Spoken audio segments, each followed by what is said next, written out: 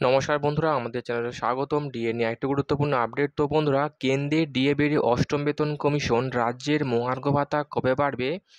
তো জানা গেল ডিএ সংক্রান্ত বড় আপডেট। তো বন্ধুরা, ডিএ সংক্রান্ত গুরুত্বপূর্ণ আপডেটটি আলোচনা করার আগে বলে রাখি, যে সকল বন্ধুরা আমাদের চ্যানেলে নতুন, আমাদের চ্যানেলের পাশে সাবস্ক্রাইব করার পর পাশে যে বেল আইকন সেটিও প্রেস করবেন। লেটেস্ট ভিডিও আপডেটগুলি সবার আগে পেয়ে যাবেন। দেখে নেব আজকে ডিএ সংক্রান্ত গুরুত্বপূর্ণ আপডেটটি। কেন্দ্র সরকার অনেক আগেই সরকারি কর্মীদের হকের ডিএ বৃদ্ধি করেছে। 50% ডিয়ারনেস অ্যালাউন্স বৃদ্ধির পর এবার অষ্টম বেতন কমিশন গঠন হতে চলেছে। এবার রাজ্য সরকারের পালা। পশ্চিমবঙ্গ সরকার কবে বৃদ্ধি করবে রাজ্যের কর্মীদের ন্যায্য পাওনা মহার্ঘ ভাতা? কবে গঠন করা হবে সপ্তম বেতন কমিশন? কি জানালো নবান্ন? এইমাত্র উঠে এলো ডিএ সংক্রান্ত গুরুত্বপূর্ণ আপডেট।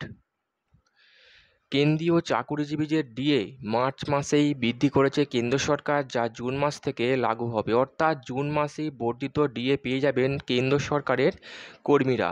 এবার 46% থেকে 4% ডিএ বৃদ্ধি পেয়ে 50% হয়ে গিয়েছে মহার্ঘ ভাতা, যা সপ্তম পে কমিশনের আওতায়।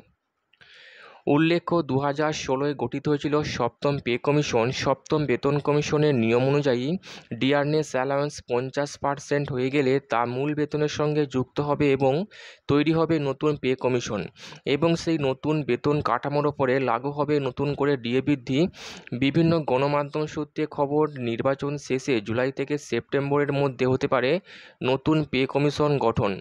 তারপরই নতুন ডিএ বৃদ্ধি ঘোষণা করতে পারে নতুন কেন্দ্র সরকার। তবে নতুন অর্থ কমিশন ও ডিএ বৃদ্ধি হলেও 50% ডিএ মূল বেতনের সঙ্গে যুক্ত হবে নাকি পুরনো বেতনের ওপরই ডিএ বৃদ্ধি হবে, তা এখনও স্পষ্ট নয়। এদিকে কেন্দ্র সরকার ডিএ বাড়ালেও রাজ্য সরকার ডিএ নিয়ে উদাসীন মনোভাব প্রদর্শন করছে। কেন্দ্র ও রাজ্য সরকারি কর্মীদের ডিএর ফারাক 36%। বর্তমানে রাজ্য সরকারি কর্মীদের ষষ্ঠ বেতন কমিশনের আওতায় 14% মহার্ঘ ভাতা বৃদ্ধি করা হয়েছে, যা মে মাস থেকে লাগু হয়ে যাবে।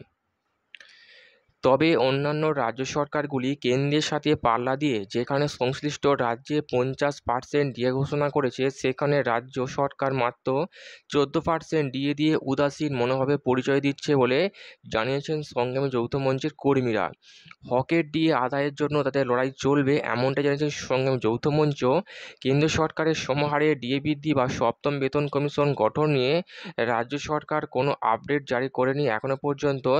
তো বন্ধুরা, এই ছিল ডিএ সংক্রান্ত গুরুত্বপূর্ণ আপডেট। তো যেটা জানা যাচ্ছে, এই মুহূর্তে এই মাস অর্থাৎ মে মাস থেকে 14% হারে ডিএ পাবেন এই পশ্চিমবঙ্গের সরকারি কর্মীরা। তবে লোকসভা মিললেই নতুন করে ডিএ বৃদ্ধি করবেন, এমনটাই নবান্ন সূত্র মারফত, নিউজ মিডিয়া সূত্র মারফত জানা গিয়েছে।